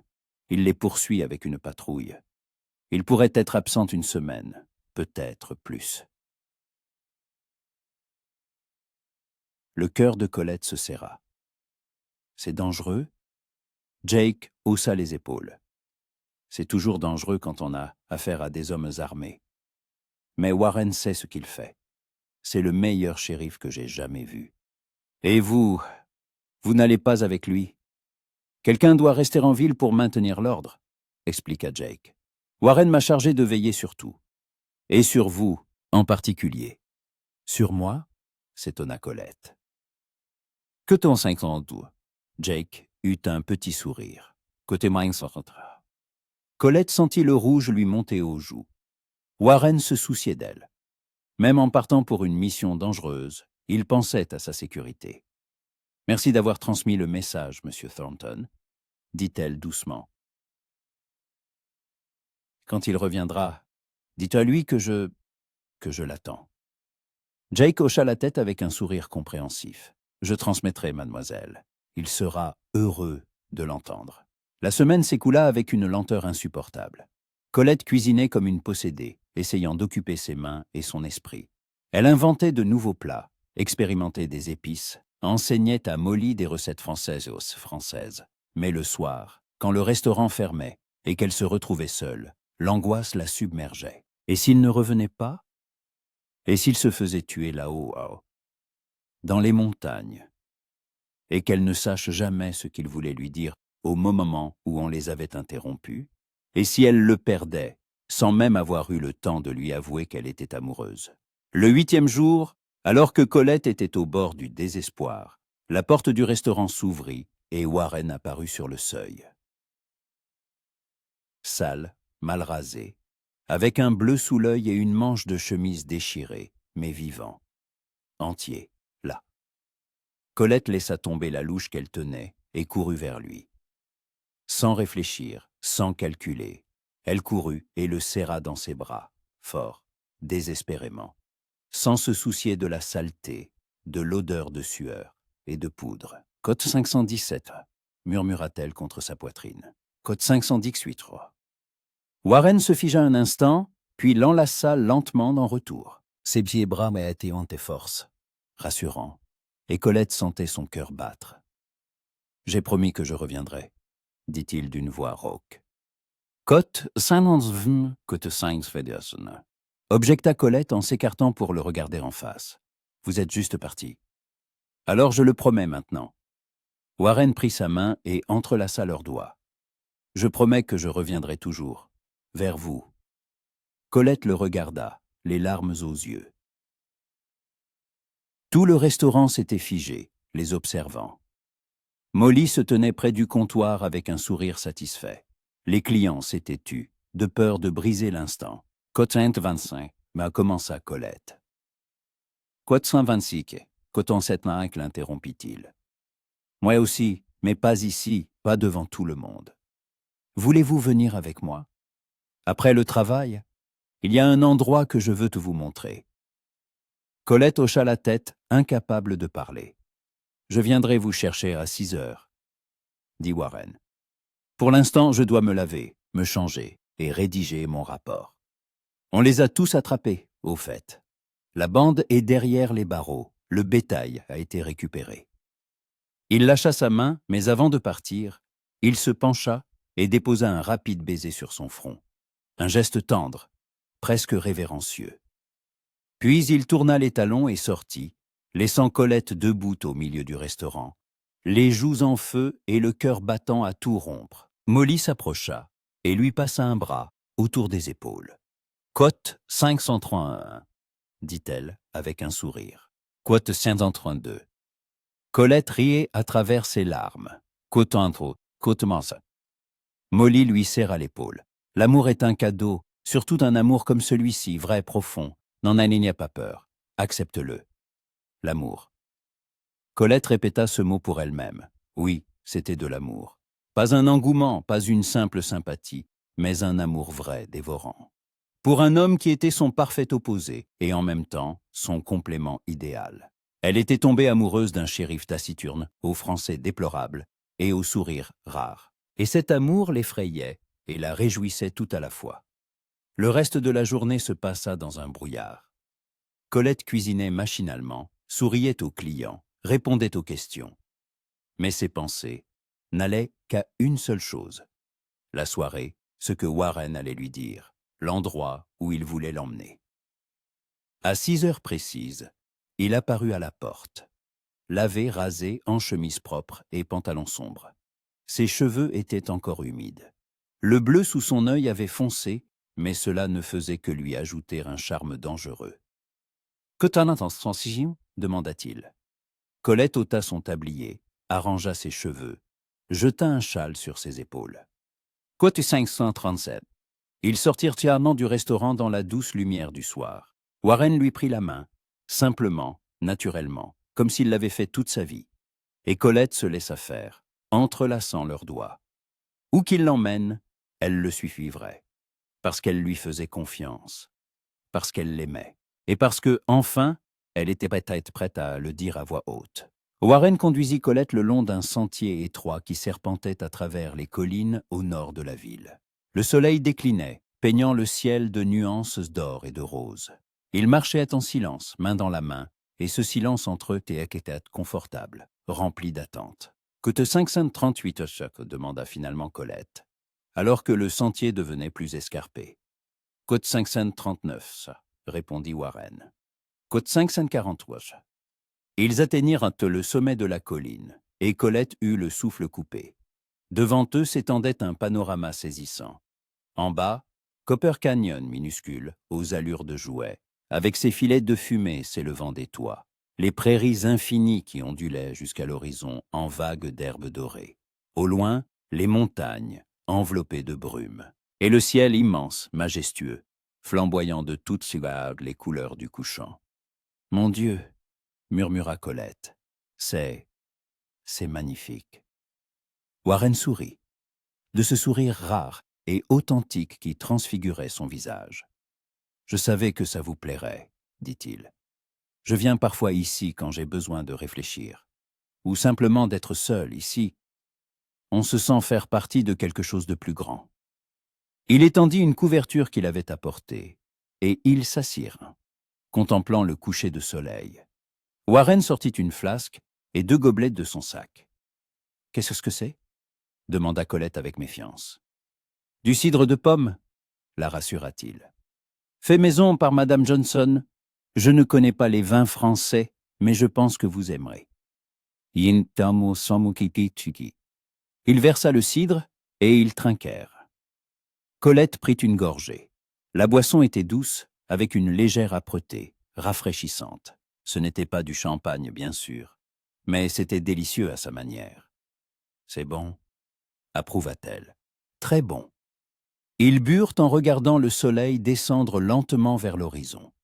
Warren était assis, les bras entourant ses genoux, et son profil se découpant sur le ciel couchant, semblait taillé dans la pierre. « Que ton sang, commença Colette doucement. « Côte 551, roi. » Il se tourna vers elle, et une lueur chaude et vulnérable brillait dans ses yeux gris. « Côte 552, ça c'est, dit-il lentement, choisissant ses mots. « Côte 33, il se tut, le regard perdu vers l'horizon. Colette attendit, sans l'interrompre. « Côte 1, reprit Warren. « Côte 20, le cœur de Colette battait si fort qu'elle l'entendait dans ses oreilles. « Côte 556, Maketo, dit Warren en se tournant complètement vers elle. « Côte 557, Côte 558, l'interrompit Colette. « Silence, tais-toi, c'est tout. » Warren se tut, la regardant avec anxiété. Colette se rapprocha et prit son visage entre ses mains. « Tu parles trop, dit-elle, la voix tremblante. Et tu penses à ma place.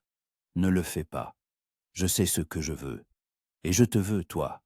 Je suis amoureuse de toi aussi, stupide Américain têtu, avec ton français épouvantable et tes goûts de barbare. » Warren la fixa, comme s'il ne croyait pas ce qu'il entendait. « Vous êtes sérieuse ? Très sérieuse, » confirma Colette. « Je suis venue ici pour cuisiner, faire carrière, être indépendante. Mais je ne savais pas que je trouverais plus, que je te trouverais, toi, que je trouverais un foyer, que je trouverais l'amour. » Elle se pencha et l'embrassa, doucement, timidement, pour la première fois. Ses lèvres étaient chaudes, un peu rêches. Warren se figea un instant, puis répondit à son baiser, l'attirant plus près. Ses bras l'enlacèrent, forts, rassurants, et Colette sentit le monde entier se réduire à cet instant. À eux deux, au coucher de soleil, au goût de cidre de pomme sur ses lèvres. Quand ils se séparèrent, ils étaient tous deux essoufflés. Warren pressa son front contre le sien, et ils restèrent ainsi, les yeux fermés. « Cotte !» murmura-t-il avec hésitation. « Cotte-soin-snotre. » Colette rit à travers ses larmes. « Cotte-soin-simoisisetros » confirma-t-elle. « Cotte-soin-soin-soin. » Ils restèrent entrelacés jusqu'à ce que le soleil disparaisse derrière l'horizon, ne laissant qu'une lueur rouge. Les étoiles commencèrent à apparaître une par une, parsemant le ciel d'étincelles argentées. « Côté-moi sans demanda Colette doucement. « Côté-moi sans Warren la serra plus fort. « Côté-moi sans avoua-t-il. « Côté-moi sans Côté-fin sans ou sourit Colette. « Côté-moi sans Warren s'écarta et la regarda d'un air interrogateur. « Côté 566, côté 566. » Commença Colette en comptant sur ses doigts. Côte 577. Warren hocha la tête à chaque point. Côte 578 years. Côte 579 years. Colette haussa un sourcil. Côte 580. Côte 580, dit Warren d'un air sérieux. Ou alors, seulement pour plaisanter. Deuxièmement, tu me prépares un steak de temps en temps. Je sais que la ratatouille est délicieuse. Mais parfois, un homme a besoin de viande. Troisièmement, quand je pars pour le travail, tu ne t'inquiètes pas trop. Je reviens toujours. Colette se mit à rire. D'accord pour la première et la deuxième. Mais la troisième, elle est impossible. Je m'inquiéterai toujours. C'est la nature de l'amour, monsieur le shérif. Warren soupira. Alors j'essaierai de revenir plus vite. Ils s'embrassèrent de nouveau, plus longuement, plus profondément. Les mains de Colette glissèrent sur ses aiguilles, sur ses épaules, sentant les muscles fermes sous sa chemise. Warren lui caressait le dos, enfouissait ses doigts dans ses cheveux, retirant les épingles jusqu'à ce que les vagues dorées se déversent sur ses épaules. « Tu es magnifique », murmura-t-il en la regardant à la lueur des étoiles. « La première fois que je t'ai vue, j'ai pensé que tu ressemblais à une statuette de porcelaine. Belle, mais froide. J'avais tellement tort. Tu es le feu, la passion, la vie. » Colette toucha la cicatrice sur sa joue. « Et toi, tu es la force, la sécurité. Un foyer, dit-elle. Je pensais qu'un foyer était un lieu. Mais non. Un foyer, c'est une personne. Tu es mon foyer, Warren. » Ils retournèrent en ville tard, alors que la lune était déjà haute. Warren raccompagna Colette jusqu'au restaurant, et ils restèrent devant la porte, ne voulant pas se séparer. « Côte 5 demanda Warren. « Côte 580, dit lui rappela Colette. « Côte 591, dit-il, et une pointe d'incertitude perçait dans sa voix. « Tout le monde saura, tout le monde parlera. » Colette haussa les épaules. « Laisse-les parler. Ça m'est égal. Et à toi ?» Warren secoua la tête. « Non, ça m'est égal aussi. » Il l'embrassa pour lui dire au revoir, rapidement, tendrement, et s'éloigna dans la nuit. Colette monta dans sa chambre, se coucha, et resta longtemps éveillée, revivant la soirée dans sa tête. Ses mots, ses baisers, sa déclaration d'amour. Elle était heureuse. Pour la première fois depuis des années. Vraiment, complètement heureuse. Le lendemain matin commença par une surprise. Colette descendit à la cuisine et trouva Molly en compagnie de deux femmes inconnues. Toutes deux étaient élégamment vêtues, avec des coiffures hautes et des visages hostiles. « Que te t'inquiète, dit l'une d'elles en 3 ans, Colette de la tête aux pieds. Qu'était comme ça. Molly avait l'air à la fois gênée et en colère. « Colette, voici Madame Whitmore et Madame Preston. Elles sont venues te parler. »« Me parler ?» demanda Colette avec méfiance. « De quoi ?» Madame Whitmore, une femme maigre au nez pointu et au regard encore plus acéré, se redressa. « De votre conduite inconvenante, mademoiselle Dubois, dit-elle froidement. Toute la ville parle du fait que vous êtes parti hier soir avec le shérif Stone, seul, sans chaperon, et que vous êtes rentré tard dans la nuit. C'est un scandale. » Colette cligna des yeux, n'en croyant pas ses oreilles. Cote 100. Coton 663. La coupa Madame Preston, une dame corpulente au triple menton. Côte 604. Colette sentit l'indignation monter en elle. Madame, je ne sais pas quelles sont vos règles ici, mais je suis une femme adulte. Je décide moi-même avec qui je me promène et quand je rentre. Pas dans la bonne société, trancha Madame Whitmore. Si vous voulez vivre à Copper Canyon, vous devez respecter nos normes. Sinon, on vous demandera de partir. On me demandera, répéta Colette d'une voix dangereusement basse. Coton 609 son côté annonça fièrement Madame Preston. Côte 611 côté sous. Colette faillit s'étouffer d'indignation.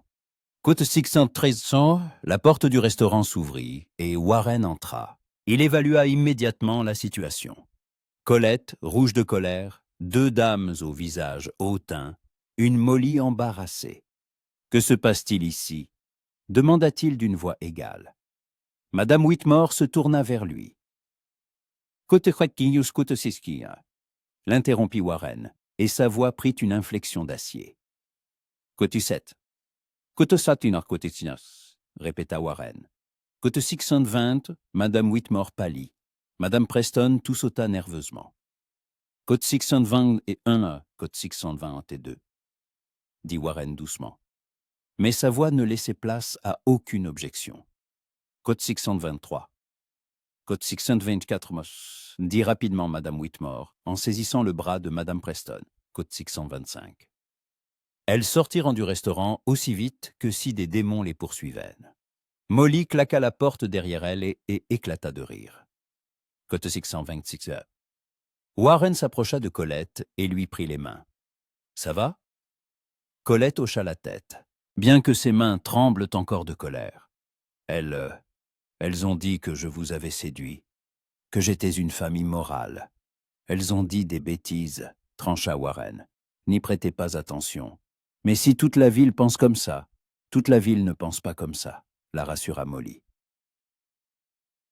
Seulement ces deux vieilles harpies qui n'ont rien de mieux à faire que de se mêler des affaires des autres.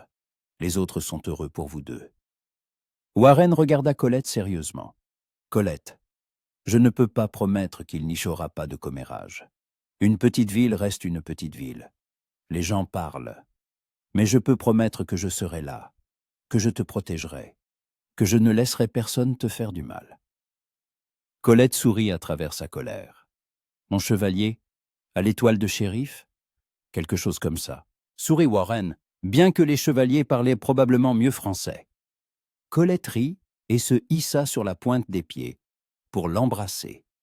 Là dans le restaurant devant Molly, sans se soucier de qui pourrait les voir. Molly se détourna avec tact, marmonnant quelque chose sur la nécessité de vérifier le cellier. Après tout cet incident, Colette et Warren cessèrent de cacher leur relation.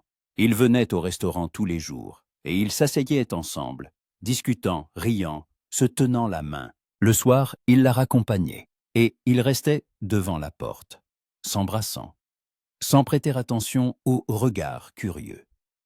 La ville a accueilli leur romance avec des sentiments partagés. La plupart étaient heureux. Le shérif taciturne souriait enfin à nouveau, et la cuisinière française était devenue plus douce, plus heureuse. Certains, comme Madame Whitmore et Madame Preston, continuaient de faire la grimace et de chuchoter, mais personne ne les écoutait. Daniel Cartwright, le jeune homme qui avait invité Colette à danser au pique-nique, vint au restaurant et les félicita avec embarras. « Code 538 » dit-il à Colette. « Code 639, Code 640 » sourit Colette. « Code 651 » Peu à peu, leur vie trouva un nouveau rythme. Warren venait pour le petit déjeuner, et Colette lui préparait des omelettes, des croissants. Elle avait appris à les faire avec la farine locale, du café au lait. Il l'aidait à porter les lourds sacs de provisions, réparer les étagères cassées, chassait les clients ivres qui se montraient grossiers. Le soir, il se promenait, parlant de tout et de rien. Warren lui racontait son travail, les difficultés de maintenir l'ordre sur la frontière. Colette lui parlait de Paris, de sa famille, de ses rêves. Côte de dit-elle une fois, côte Kiatre.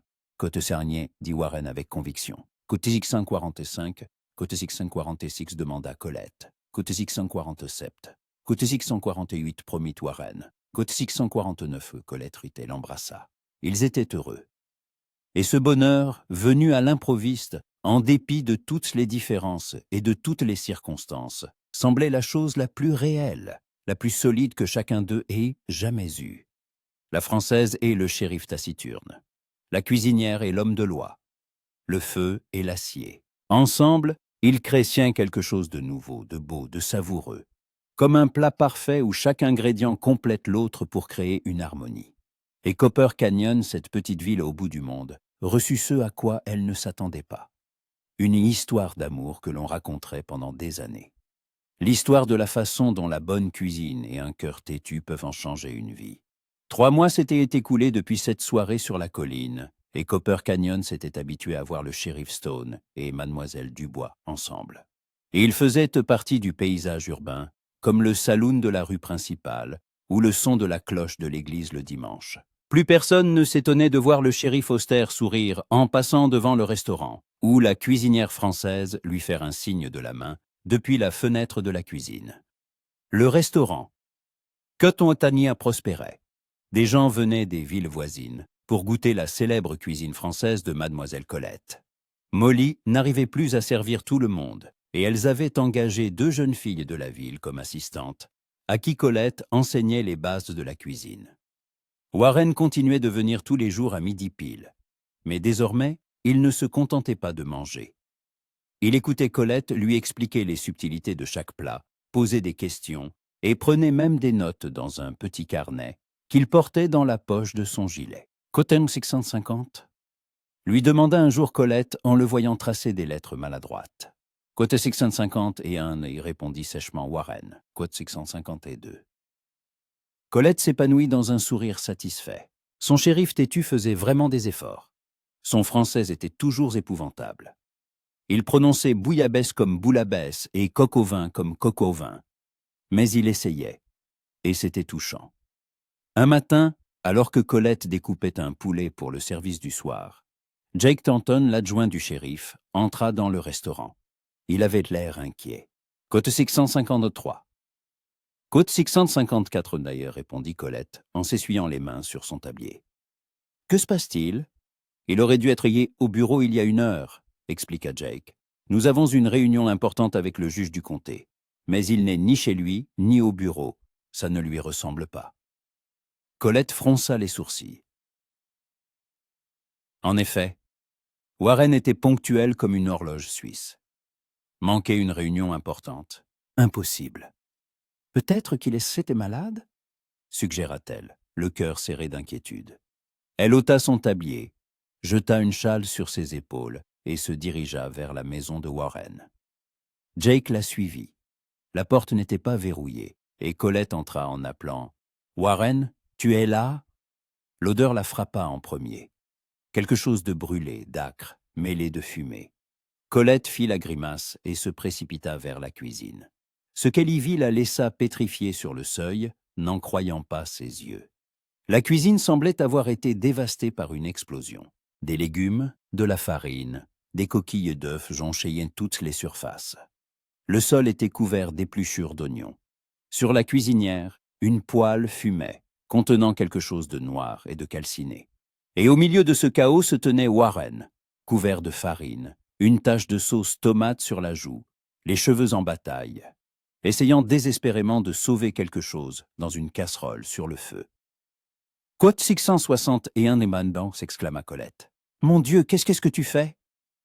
Warren se retourna, et son visage affichait un tel mélange de culpabilité, de gêne et de panique que Colette retint un fou rire. « Colette, tu ne devais pas voir ça. Ça devait être une surprise. »« Une surprise ?» demanda-t-elle en balayant le désastre du regard. « Tu voulais incendier ta maison ?»« Non. Warren agita les mains frénétiquement, éclaboussant de la sauce. J'essayais de préparer une ratatouille, ta ratatouille. Je pensais pouvoir la faire pour toi, te montrer que je pouvais aussi cuisiner français, mais... Il se tut, le regard fixé sur la casserole d'où s'élevait une fumée sinistre. Mais quelque chose a mal tourné, acheva Colette en s'approchant. Elle jeta un œil dans la casserole et réprima un gémissement.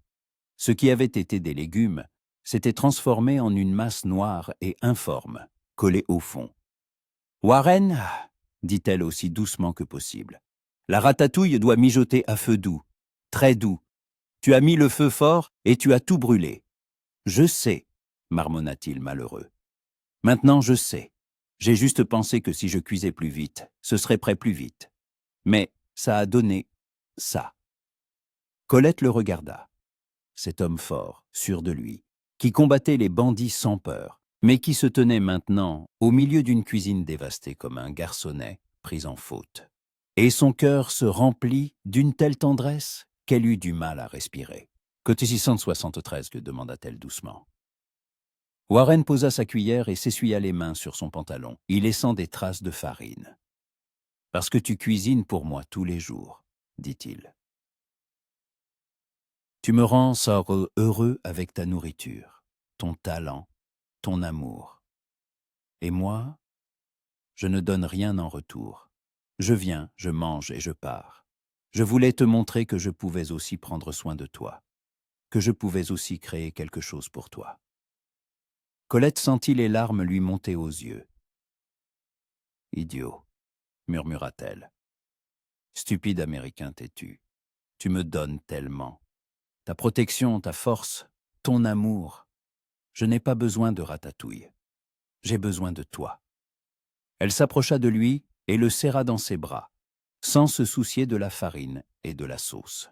Warren la serra en retour, enfouissant son visage dans ses cheveux. « Côte 678, marmonna-t-il. « Côte 679, objecta Colette en s'écartant pour le regarder dans les yeux.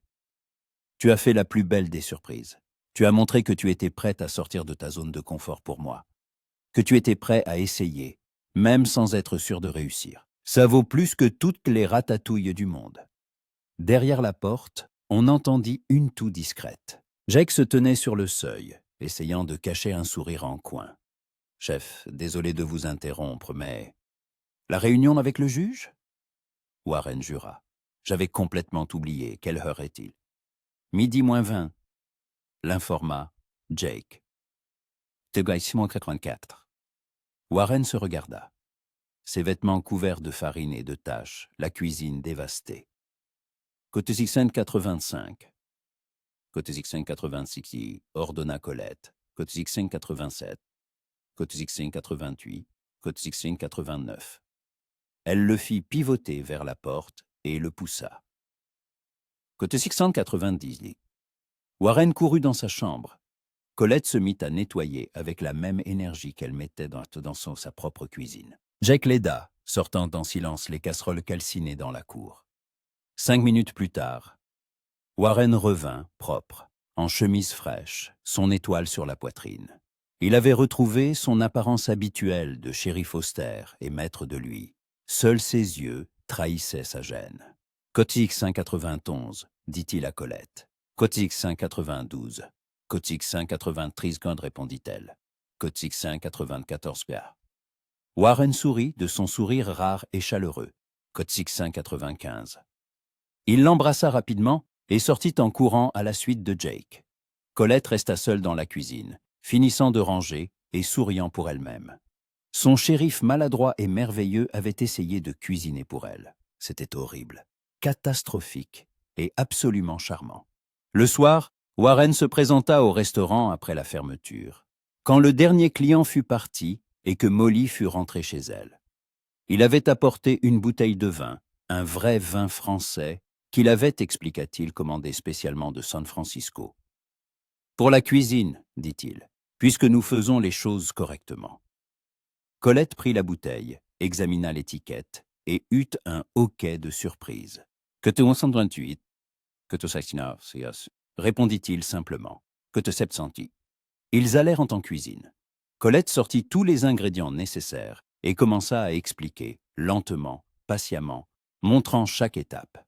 Côte 700, dit-elle en guidant sa main qui tenait le couteau. Côte 702.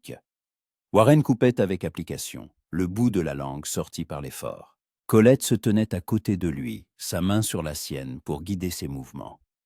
Bien, approuva-t-elle. Maintenant, les courgettes, pareil. Et les tomates, on les coupe plus gros, elles vont se défaire à la cuisson de toute façon. Ils travaillaient ensemble, et Colette savourait cette proximité, cette création partagée. Warren écoutait attentivement, posait des questions, répétait ses gestes. « Maintenant, le plus important, » dit Colette, quand tous les légumes furent prêts. « Les herbes, thym, romarin, laurier.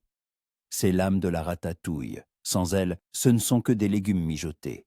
Avec elle, c'est de la magie. » Elle lui montra comment lier les herbes en un bouquet garni, comment le placer dans la casserole pour pouvoir le retirer facilement plus tard.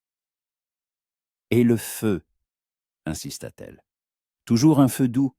La patience est la clé. La bonne cuisine n'aime pas la précipitation. »« Comme l'amour, » dit Warren doucement. Colette leva les yeux et croisa son regard. Quelque chose de sérieux, d'important, brillait dans ses yeux gris. « Côte 7, acquiesça-t-elle. « Côte 711 cas. » Ils mirent la casserole sur le feu et s'assirent à côté, attendant. Warren ouvrit le vin. Ils en versèrent une partie dans la ratatouille et le reste dans des verres. Colette prit une gorgée et ferma les yeux de plaisir. « Mon Dieu, ça faisait si longtemps que je n'avais pas bu de vrai vin français, » avoua-t-elle. « Merci, Warren. » Il prit sa main libre et entrelaça leurs doigts. « Colette, » commença-t-il, la voix chargée d'émotion. « Côte 715. » Colette serra sa main.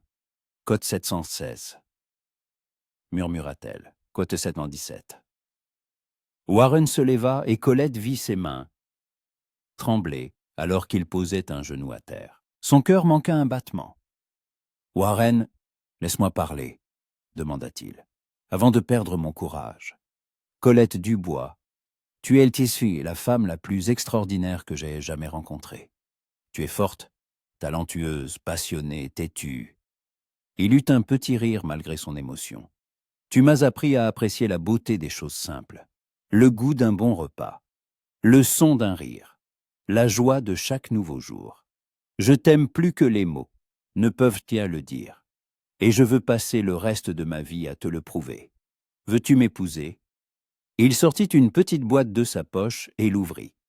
À l'intérieur se trouvait une bague, une simple bague en or avec un petit saphir. « C'était la bague de ma mère, » expliqua Warren. « Mon père la lui a offerte pour leur mariage. Il disait que le saphir lui rappelait ses yeux. À mon nez, il me rappelle le ciel au-dessus des prairies, le ciel que je t'ai montré ce soir-là. J'aimerais que tu la portes. Si tu acceptes de devenir ma femme... » Colette le regardait à travers ses larmes. Cet homme austère, à genoux sur le sol de la cuisine, une bague dans ses mains tremblantes, l'espoir et la peur dans les yeux. « Côte 724, » expira-t-elle. « Côte 720. » Warren lui passa la bague au doigt. Elle était parfaitement à sa taille, comme si elle avait été faite pour elle. Puis, il se releva, l'attira à lui et l'embrassa longuement, profondément, avec toute la passion et la tendresse qu'il contenait. Quand ils se séparèrent, Colette rit à travers ses larmes. « On n'a pas oublié la ratatouille !» Ils se précipitèrent vers la cuisinière. La ratatouille mijotait à feu doux, emplissant la cuisine d'un arôme divin. Colette goûta, et son visage s'illumina. « Parfait, » annonça-t-elle. « Absolument parfait. Tu l'as fait, Warren. Tu as préparé une vraie ratatouille. » Warren goûta à son tour, et la stupéfaction se peignit sur son visage. « C'est vraiment bon. C'est moi qui ai fait ça ? » « Nous l'avons fait, » le corrigea Colette. « Ensemble. » Ils servirent à la ratatouille dans des assiettes, s'assirent à la petite table de la cuisine, et mangèrent en se tenant la main, se souriant comme deux idiots amoureux. Côte 732. Demanda Warren entre deux bouchées. Colette réfléchit. Côte 714. Côte 734. Accepta Warren. Côte 735. Colette s'épanouit dans un grand sourire. Même si la moitié des invités ne comprend pas ce qu'ils mangent, surtout dans ce cas. Sourit Warren, qu'ils apprennent à apprécier les bonnes choses. La nouvelle des fiançailles se répandit dans Copper Canyon comme une traînée de poudre. Le lendemain matin, le restaurant était bondé de gens venus féliciter les heureux futurs mariés. Molly pleurait de joie. Jake serra la main de Warren si fort que celui-ci grimaça. Même Madame Whitmore et Madame Preston vinrent, le visage fermé mais présente tout de même, et les félicitèrent du bout des lèvres. Sarah Collins, la femme que Colette avait aidé à accoucher, apporta un cadeau, une nappe brodée. « Pour votre maison », dit-elle les larmes aux yeux. « Vous avez donné la vie à ma fille. Maintenant, je prie pour que vous soyez heureux toute votre vie. » Colette la serra dans ses bras, et toutes deux se mirent à pleurer. Le mois suivant fut un tourbillon de préparatifs. Colette cousait sa robe, simple mais élégante, de couleur crème avec des empiècements de dentelle. Warren construisit une nouvelle véranda à sa maison, notre maison, comme il disait maintenant. Molly organisait la fête, mobilisant toute la ville. Enfin, le jour du mariage arriva. L'église de Copper Canyon était décorée de fleurs des champs, jaunes et blanches, simples mais magnifiques. Tous les bancs étaient occupés. Les fermiers en costume du dimanche, les femmes dans leurs plus belles robes, les enfants, silencieux devant l'importance du moment. Colette entra dans l'église au bras du boucher Henry, qui s'était porté volontaire pour remplacer son père absent.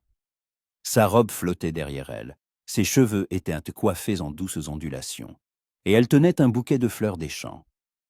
Warren se tenait près de l'autel, et quand il la vit, son visage se transfigura.